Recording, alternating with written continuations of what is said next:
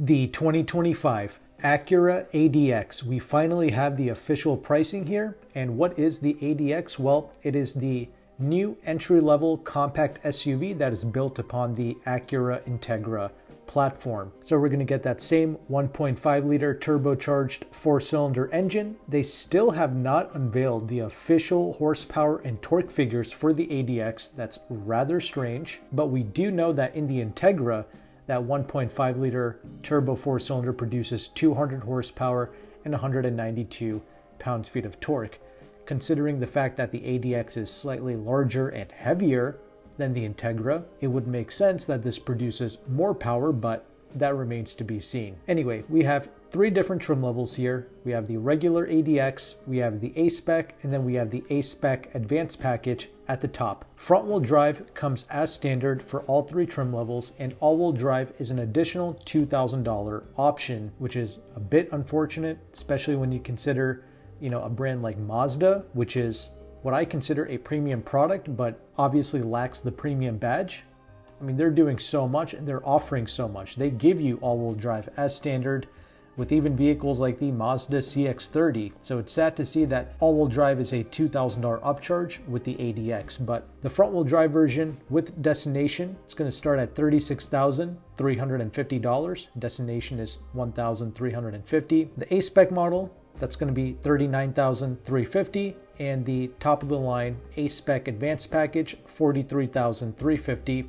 And once again, add $2,000 if you want all-wheel drive. Acura claims that millennials and Gen Z are fast entering the premium market, looking for youthful styling and premium features. And yeah, I get it. I mean, overall, I would say that this design is a winner because it really does look like the much larger MDX, basically a miniature version of the MDX. But comment below, let me know your thoughts. Do you like the way this SUV looks? And do you think this is worth the price? But what does it come with? Well, the entry-level ADX, it comes standard with a moonroof, heated front seats, dual zone climate, rear air conditioning vents, a power tailgate, and 18-inch alloy wheels. We also get a 10.2-inch digital gauge cluster along with a 9-inch infotainment screen with physical volume knob. And you also get your wireless Apple CarPlay and Android Auto, all as standard, and you even get a wireless phone charger as standard as well. Pretty good. That's a pretty good start right there. The A-Spec is now going to offer you the sportier ultra suede seat trimming, and you now get a pano moonroof, not just a regular moonroof. And you also get ventilated front seats, a flat bottom steering wheel. You get the ambient LED lighting, the stainless sport pedals, some red stitching, and of course the overall exterior looks are going to be more aggressive, and you now get the more stylish 19-inch wheels along with some LED fog lamps and some gloss black trim pieces.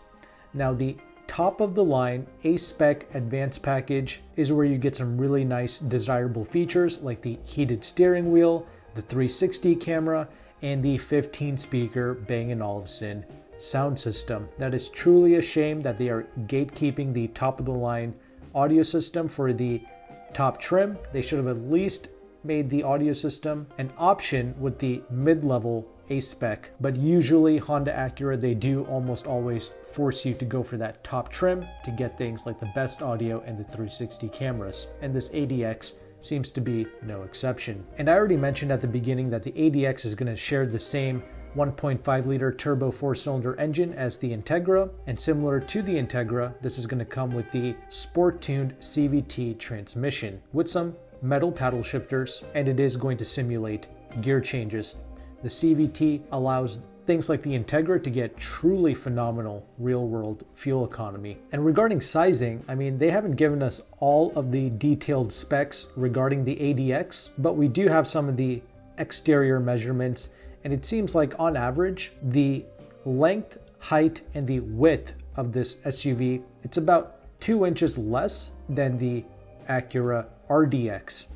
And regarding the wheelbase, the RDX has 108.3-inch wheelbase as opposed to the ADX, which has 104.5-inch wheelbase. So not completely far off from even the larger RDX. Overall, Honda Acura, they tend to do a pretty good job packaging these vehicles. They do offer you a good amount of space for the class. So from that standpoint, I do think that this is definitely a vehicle to put on your short list and to at least check out, but it is sad to see that the Bang & Olufsen is reserved only for the top trim level. So for that reason, even though the A-Spec looks nice, I think the best value in this lineup is going to be that base model ADX. After all, this is an entry-level product. The more you can save, the better. So yeah, perhaps sticking with the base entry trim and just adding all-wheel drive, maybe that's the way to go. But once again, comment below, let me know your thoughts.